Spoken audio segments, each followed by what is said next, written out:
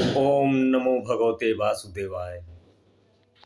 मित्रों, आज गोवर्धन पूजा है और सारे लोग बहुत धूमधाम से गोवर्धन पूजा मनाते हैं।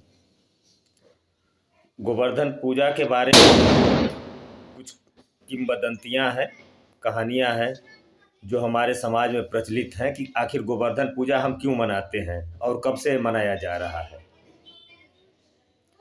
तो द्वापर युग में भगवान श्री कृष्ण गोकुल में थे और माता यशोदा अच्छे अच्छे पकवान बना रही थीं और पूरा गोकुल में अच्छे अच्छे पकवान बन रहे थे।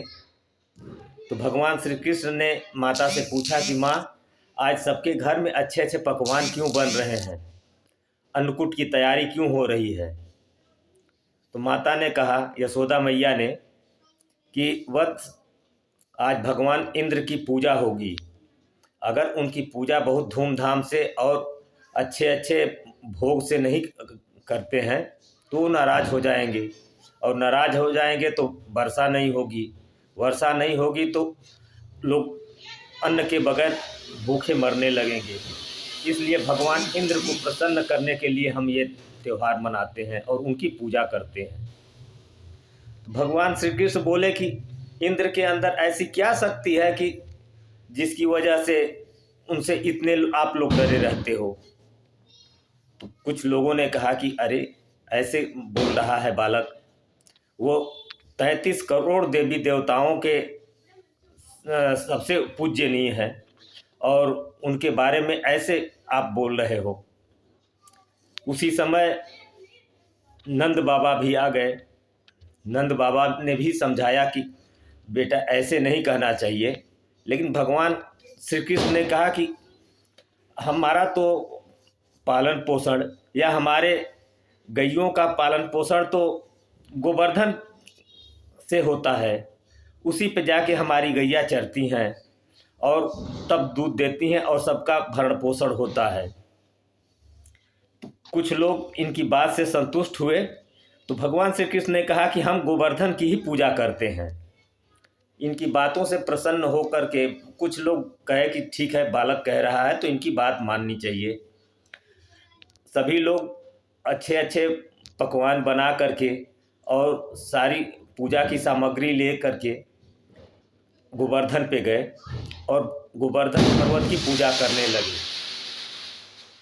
उसी समय कहीं से इंद्र भगवान घूमते हुए, नारद भगवान वहाँ घूमते हुए आए और ये देख करके कि आज तो इंद्र की जगह यहाँ पूजा गोवर्धन की हो रही है, वो तुरंत उल्टे पांव जाकर इंद्र से सारी बातें बताए। ये सुनकर इंद्र बहुत कुपित हुए और तुरंत आदेश दिए मेघ को कि तुम जा कर के भारी बारिश करो, जिससे यज्ञ और पूजा पाठ विध्वंस हो जाए। उसी समय बहुत मूसलाधार बारिश हो गई। ये देखकर पहले तो गोकुल के लोग बहुत घबराए, लेकिन भगवान श्री कृष्ण ने कहा कि आप घबराइए नहीं, सारे लोग गोवर्धन के नीचे चले जाइए, किसी की का अनिष्ट नहीं होगा।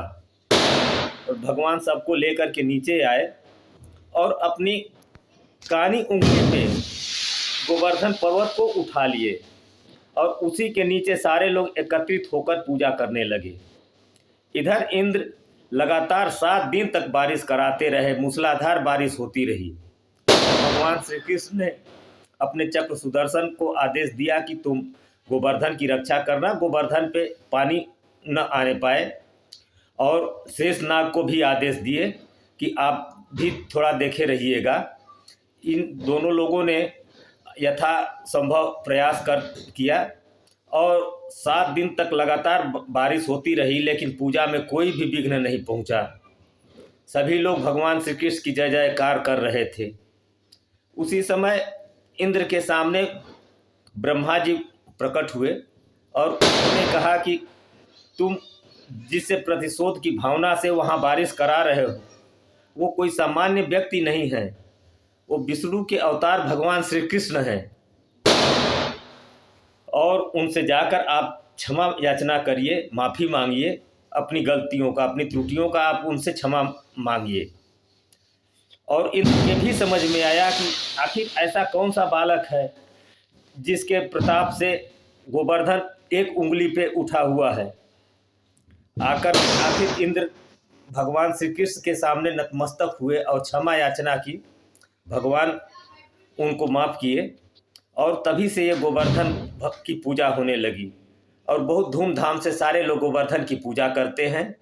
जय श्री कृष्ण, जय राधे राधे, जय गोवर्धन महाराज, हर हर महादेव, जय श्री कृष्ण।